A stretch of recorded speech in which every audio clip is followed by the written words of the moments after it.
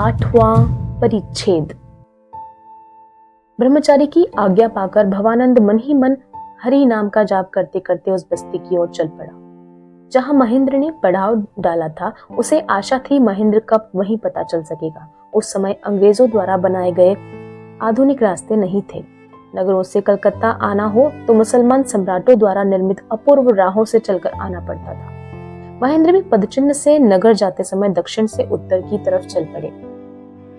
इसी कारण रास्ते में सिपाहियों के साथ उनकी मुलाकात हुई। भवानंद पहाड़ से होते हुए बस्ती की ओर चला तो वह भी दक्षिण से उत्तर की तरफ। जाते समय उसकी मुलाकात भी धन के रक्षक सिपाहियों के साथ हो गई। उसने महेंद्र की तरफ सिपाहियों को जाने के लिए रास्ता छोड़ दिया। एक तो पहले ही सिपाहियों को सहज विश्वास था कि यह धन लूटने के वास्ते डाकू लोग जरूर कोशिश करेंगे। उस पर वे एक डाकू को रास्ते में गिरफ्तार भी कर चुके थे। अब जब भवानंद को रात के समय सड़क किनारे देखा तो उसको विश्वास हुआ वह भी एक डाकू है।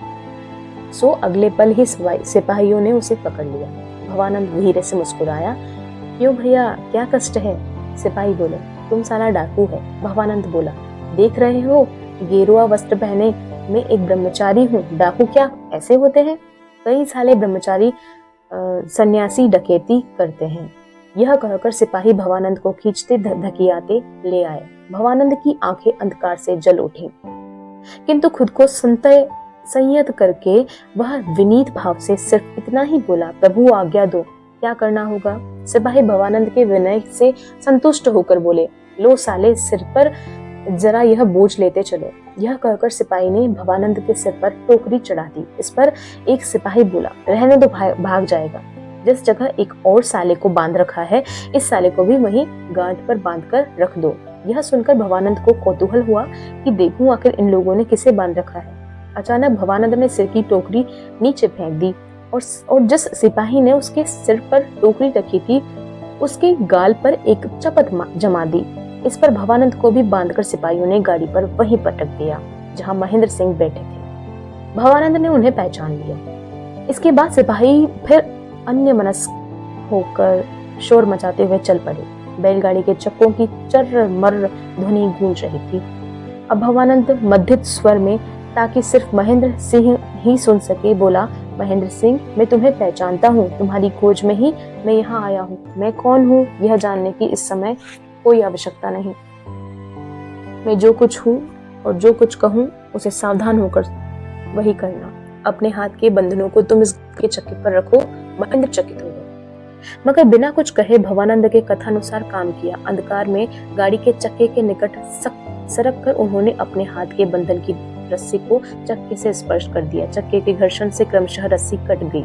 इसी तरह उन्होंने पांव की रस्सी भी काट दी। बंधन से मुक्त होकर भवानी के परामर्श के अनुसार वे गाड़ी पर निश्चेष्ट पड़े रहे। भवानंद ने भी अपने बंधन को इसी तरह तोड़ दिया। दोनों खामोश थे। उस जंगल के पास जिस जगह ब्रह्मचारी खड़े होकर निरीक्षण कर रहे थे, उसी जगह से उनके जाने का रास्ता था। उस पहाड़ी के निकट पहुंचे तो सिपाहियों ने देखा कि पहाड़ी के नीचे एक टीले पर एक आदमी खड़ा हुआ है। चांदनी में जगमगाते नीले आकाश तले उसकी काली छाया देखकर हवलदार बोला, लो, एक साला और डाकू, इसे भी पकड़ लाओ, बोझा ढोएगा। इस पर एक सिपाही उसे पकड़ने लगा। वह उसे पकड़ने को हुआ तो देखा कि वह आदमी अपनी जगह पर अविचलित खड़ा हुआ है, जरा भी हिल नहीं रहा। सिपाही ने उसे जोर से पकड़ा। वह आदमी कुछ नहीं बोला। सिपाही उसे पकड़कर हवलदार के पास ले गया, तब भी वह कुछ नहीं बोला। हवलदार बोला, इसके सिर पर बोझा डाल दो। सिपाहियों ने उसके सिर पर बोझा डाल दिया। उसने सिर झुकाकर बोझा उठा लिया। हवलदार पीछे मुड़कर गाड़ी के साथ चल पड़ा। इसी समय अचानक पिस्तौल की आवाज गूंजी। हवलदार का सिर चटक गया और धरती पर आ गिरा। उसके प्राण हवा में उड़ गए। इस साले ने हवलदार को मार डाला। यह कहकर एक सिपाही ने बोझा ढोने वाले का हाथ पकड़ लिया। बोझा ढोने वाले के हाथ में उस समय भी पिस्तौल थी। अचानक बोझा ढोने वाले ने सिर का बोझा फेंक दिया और पिस्तौल उलटकर उसका हत्था सिपाही के सिर पर दे मारा। सिपाही का सिर फट गया और वह निरस्त हो गया। तभी हरी हरी हरी का शोर गूंजाते हुए 200 हथियार बंद लोगों ने आकर सिपाहियों को घेर लिया। सिपाही उस समय अपने साहब के आने की प्रतीक्षा कर रहे थे। साहब को भी लगा कि डाकुओं ने हमला बोल दिया है।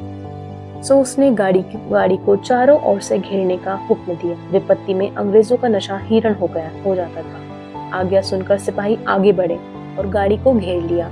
सेनापति की दोबारा आज्ञा सुनते ही सिपाहियों ने बंदूकें उठाई। उस समय अचानक साहब के कमरे से उसकी तलवार किसी ने निकाल ली और निकालते ही अगले पल उसका सिर धड़ से अलग कर दिया। साहब सिर विहीन होकर घोड़े से नीचे आ गिरा और फायर का आदेश भी न दे सका।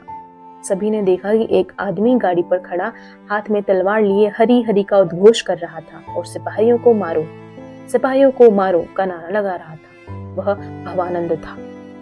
सहसा नायक का सिर विहीन शरीर देखकर वह रक्षा के वास्ते किसी का भी आदेश न पाकर सिपाही कुछ देर के लिए बेहद डर गए और निश्चेष्ट रहे।